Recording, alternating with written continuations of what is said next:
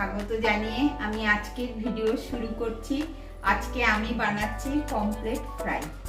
তার জন্য কি লাগবে প্রথমে সেগুলো বলে দিই। লাগছে তো পমফ্রেট মাছ, এটা আমি ভালো করে জল দিয়ে পরিষ্কার করে ধুয়ে নিয়েছি। আর এখানে আছে মশলা, লঙ্কা, জিরা, ধনে, আর এটা হচ্ছে একটা মিক্স মশলা।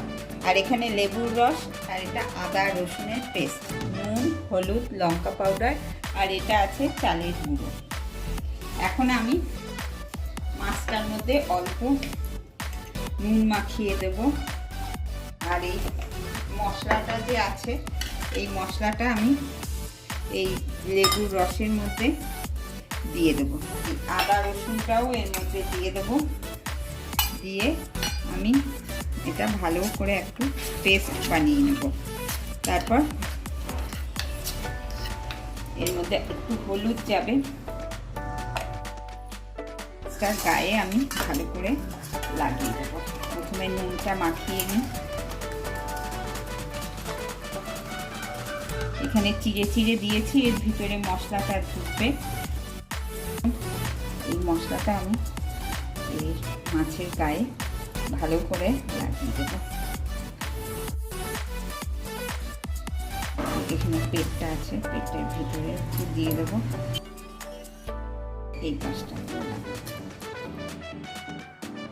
এখন দুটো মাছেই আমার মশলা লাগানো হয়ে গেছে, ভালো করে এপাশ ওপাশ লাগিয়ে রেখেছি।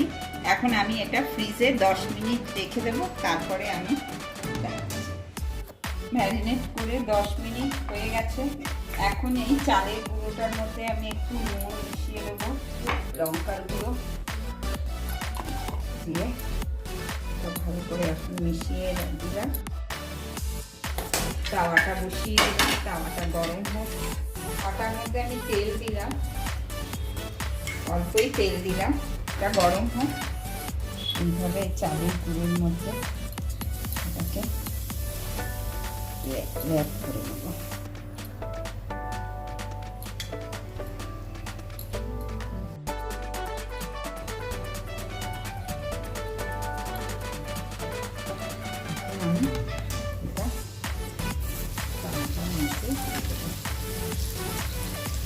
এখন এটা আস্তে আস্তে 5-6 মিনিট একটা পিঠ ভাজা।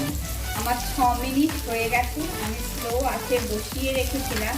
এখন আমি পমফ্রেট মাছটা